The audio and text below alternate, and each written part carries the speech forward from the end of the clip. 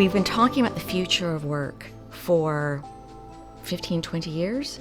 Future of work has become synonymous with hybrid and working from home, whereas the new world of work, it's now, it's here. It's hard to tell, and it's emerging. And if things are emerging, there's a lot of flux.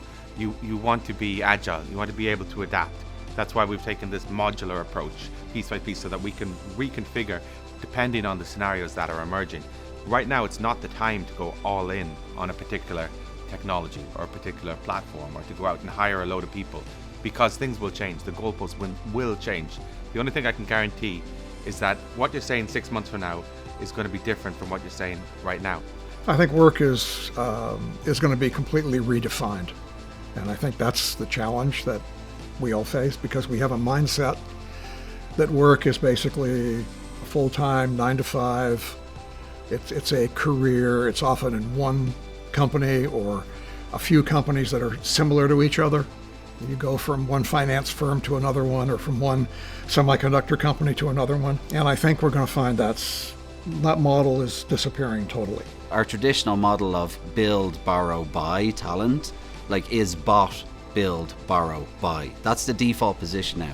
So every talent conversation needs to start with separating the tasks and the processes, and are these tasks, can they be best served by automation or technology first? Now that could be on its own in a standalone process, or humans augmented with technology. So leaner teams, much more agile, but just moving down the funnel to those high impact, high touch human, touch points in the business or through the process. I think that's, absolutely where we're going.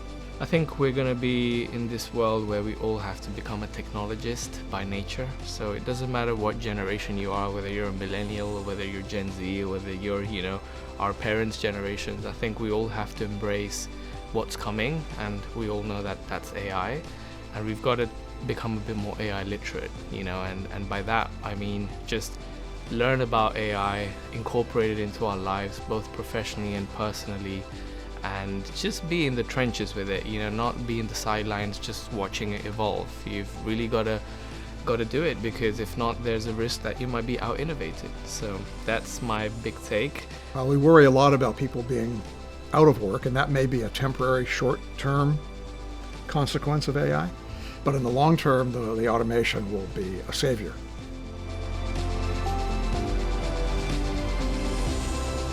Those of us that are in leadership, that are stepping into leadership, the decisions that we're going to make over the next 5 years are going to impact what the world of work looks like, and the new world of work. We're going to shape that new world of work over the next 15 to 20 years by the decisions that we make now. Prepare for a very different future, all right? Forget all your ideas about what work should look like and what a career should be all about. Be flexible, be open to massive change, which is coming, and try to practice those soft skills. Embrace those new, leaner models. And if you're sitting down to do some planning, make an ass of your planning. So it's 3 S's. So automate your scheduling, your sourcing, and your screening. And there's different maturity curves that people will be on in that, but just as a starting point, look at all of that high volume, low quality task list that is at the top of your recruitment funnel, and get better tools and technology to deliver that, so that we can push down the funnel and have our people out in the business spending less time on tasks and more time in the business. It's not simply a case of, okay, let's just go and roll out AI and the humans are going to do this and the AI is going to do that. You need to re-engineer the entire function and think down the line 5 years. Anything that is not one of these high value, complex human skills should not be performed by your internal team. They should be performed by this interim function. First of all, it's looking at the entire hiring infrastructure and understanding, which are the parts that can be automated, which are the high drudgery tasks that people really do not like doing in their roles, and finding automation and trying to deploy AI for that. Then it's a matter of retaining the parts where talent is best. So the human relationships, the human connections, the stakeholder management, the candidate experience, the collaboration.